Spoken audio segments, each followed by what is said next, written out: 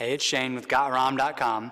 This video is about how to hip hinge, how to bend at the waist and pick things up, aka deadlifting. So let's get into it.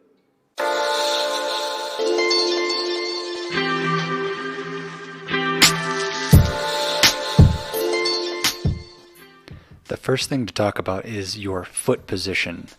This will determine how much power you can put into the floor and how much weight you can lift. So in general, if you look down at your feet, you should see the bar over the middle of your foot or the kettlebell in between your arches. For most people, that'll be about 2 fists distance. Too narrow won't work, even though there is a style of deadlifting where your feet are narrower called frog stance. But in general, 2 fists is fine. A little wider if you're a bigger person. Too wide, it's not ideal unless you're pulling in a different style, say sumo or something like that. And if you're a bigger person in general, heavyweight, then you might have a wider stance. But in general, feet straight, 2 fist distance is a pretty good starting point. By far the most important thing during the deadlift is your spine position. We want braced neutral. It's the safest position, and it's the position that you can lift the most weight. Now your upper back, your thoracic spine can round in a really heavy deadlift, but your lumbar spine should remain braced neutral. The checklist for creating a braced neutral spine is squeeze the butt, squeeze the gut, subtle chin tuck, grip the floor with your feet, and break the bar with your hands.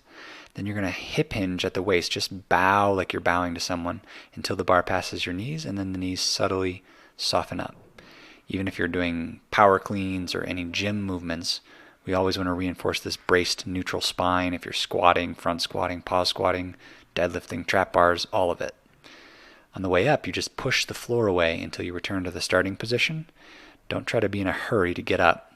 If you keep this braced neutral spine, you'll prevent any injuries that happen, these all too common deadlifting injuries. And again, we see the bar passes the knees, and then push the floor away, keep pushing, keep the chest out in front of the bar, and the chest comes back at the last moment.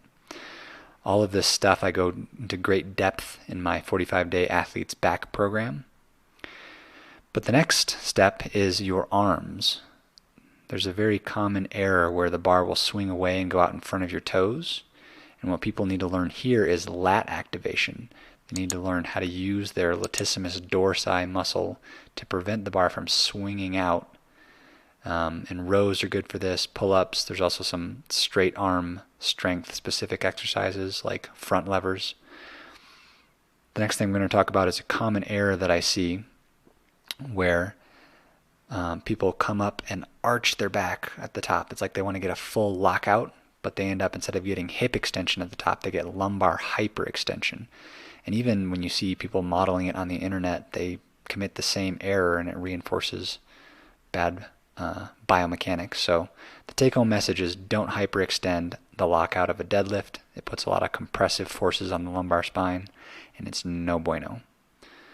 Common error number 2 is, instead of arching too much, people round their back in the deadlift, either because they just don't know what is a braced neutral spine position. That's a technique fault, or it could be a flexibility and mobility issue where they just don't have the hip mobility or the hamstring extensibility, in which case there's plenty of stretches for the hamstrings ranging from beginner level to more advanced things like the splits. This is also good to know that you can do the splits and deadlift heavy. It just takes some intelligent training.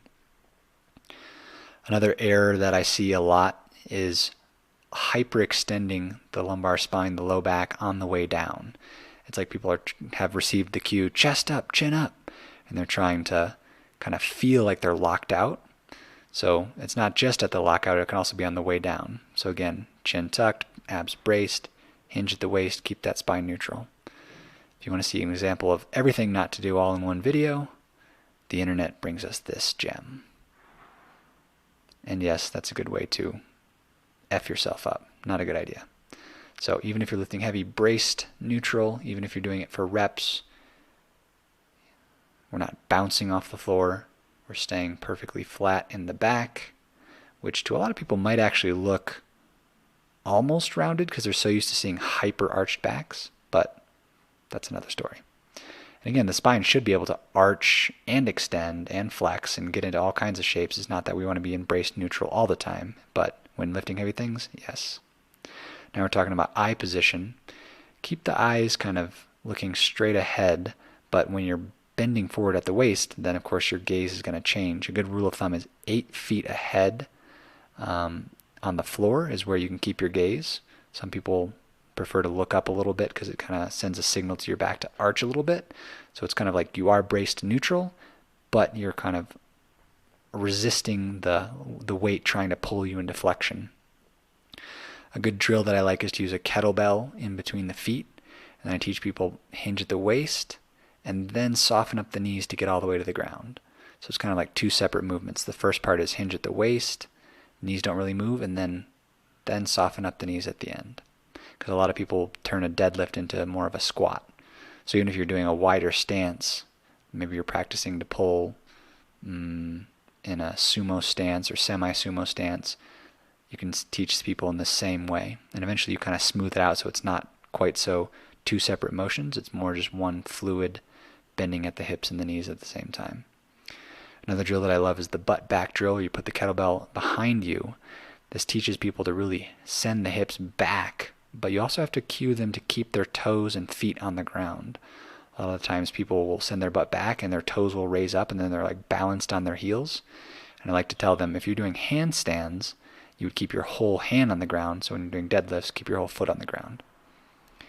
The bow to your Sensai drill, you put your hands behind your head and just bow with a flat back. The leverage of this kind of makes you feel tension in your back that if people tend to round, this is a good cue to kind of improve their posture. And if they need to put a stick on their back, then that can be helpful to reinforce the shape of the spine. Always trying to protect that spine, even when we're going full Super Saiyan. And of course, lifting heavy weights should be enjoyable, but always safe.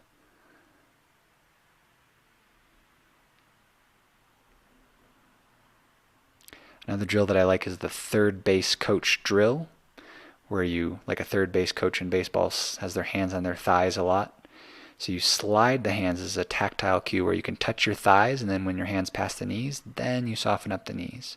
So people can feel with their hands kind of when certain things should happen. When my hands pass my knees, then I soften up my knees. So, I hope that video on deadlifting was helpful. Try out the drills. Let me know in the comments what you like. And keep lifting heavy and being awesome.